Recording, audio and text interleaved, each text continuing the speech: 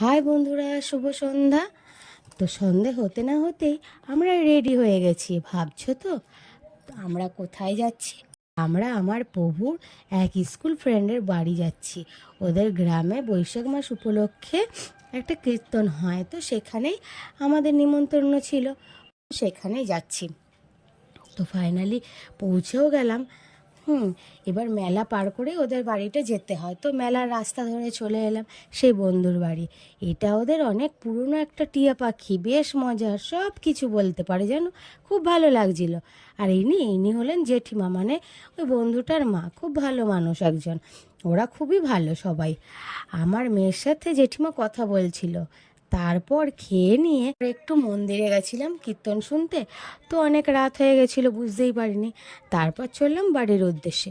তো আজ এখানেই শেষ করছি। সবাই ভালো থেকো, সুস্থ থেকো, সাবধানে থেকো। আর আমার পেজটাকে প্লিজ লাইক, কমেন্ট, শেয়ার করো। Thank you.